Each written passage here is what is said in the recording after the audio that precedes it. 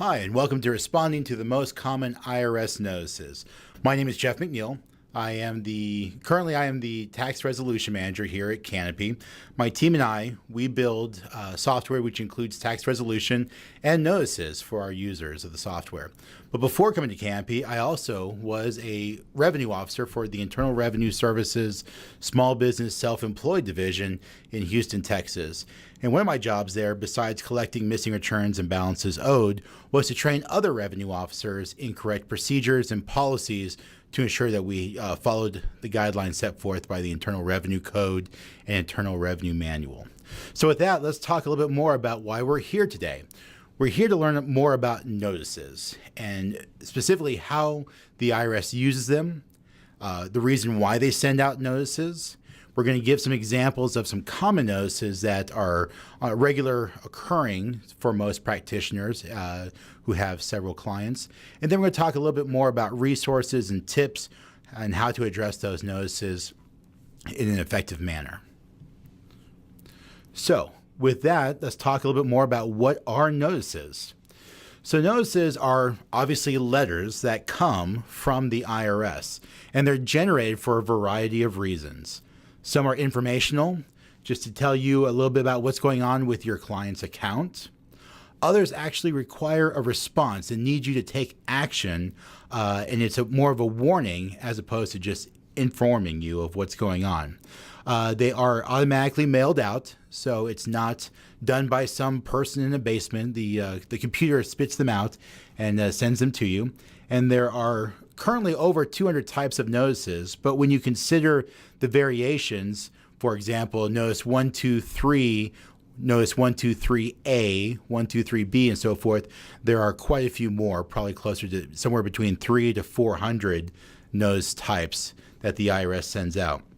But keep in mind that notices generally fall under a couple different categories. The first one is collection, and that's obviously where there is a balance owed or a return that's missing that the IRS needs you to submit or to address. Many of the notices also fall under audits, where a return has been submitted, but there are some questions and concerns that the IRS has about the return, and they need you to address those questions. Many notices fall under return errors, where there may have been a math error or something was misreported or reported by someone else prior to your client. We also have return requests where a return was never filed in the first place, and they need that return filed ASAP. And then we have some general letters and the other ones that fall under the category of other, which may include like the earned income tax credit and various other credits that were claimed that weren't proven. So, what are notices again? Let me give some examples of what I just talked about. Typically, most notices are going to revolve around having a balance owed, or you maybe do a larger or smaller refund after certain adjustments to the returns. In other cases, they're simply going to say, we have questions about your tax return, and we need some clarification on what you submitted. For a couple of years, identity theft has been a real challenge for the IRS. And so they've taken extreme measures to make sure that they are identifying the correct taxpayer to make sure that any potential refunds aren't going to the incorrect person or thieves. In many cases, as I mentioned, they'll send out letters saying that we need additional information regarding the return that was submitted.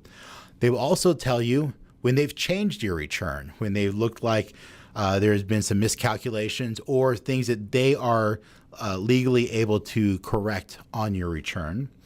And then the final one, as a perfect example, would be we need to notify you of delays in processing your return. And that seems to be more and more common these days as it's taking longer and longer for them to correct and to assess various submitted returns. So why does the IRS send out so many notices? And I always tell the silly joke that the IRS serves three purposes, and that's to collect the money owed to the federal government, to find the missing returns that have not been sent to the federal government, and to keep the U.S. Postal Service in business. And certainly you can see that while might joke that, they're trying to keep the U.S. Postal Service in business. They themselves have had a significant budget decline since 2010.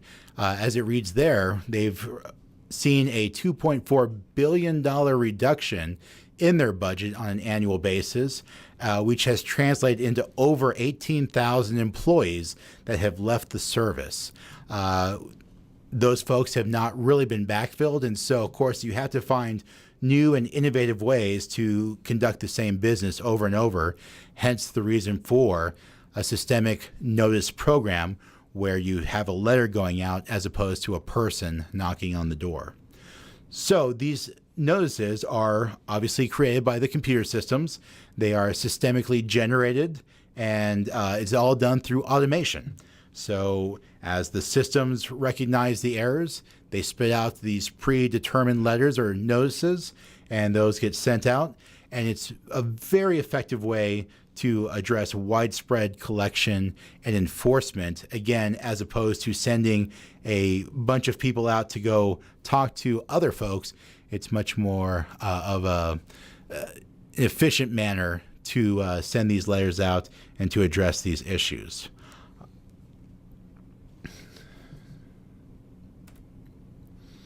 So how much time does it take to resolve a notice? We did an informal poll of many of our CPAs here on staff and some of our users, and made a determination that on average it takes about 3 hours per notice to actually resolve it. And usually that involves a lot of research, understanding what is being asked and what information the IRS is looking for with regards to that notice. And especially if the notice is unknown to the practitioner, it could take a couple extra hours just trying to understand exactly what the IRS is looking for and what clarification they're seeking. There also could be some additional required efforts besides just addressing the notice. So, for example, if you receive a notice from the IRS that says a lien has been filed against your client's assets, it's not just a simple written response and done with the effort. There's much more to it as far as working with the IRS advisory department in efforts to have that lien potentially released or withdrawn.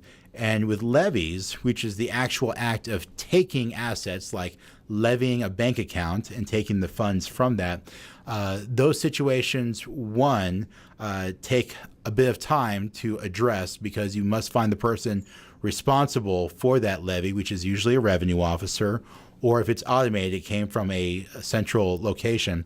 You have to address the issues surrounding that levy, and which usually leads to a much more significant conversation, which will take longer than 3 hours. Simply just trying to get a hold of someone at the IRS would probably make up about half that time while you wait on hold to talk to somebody.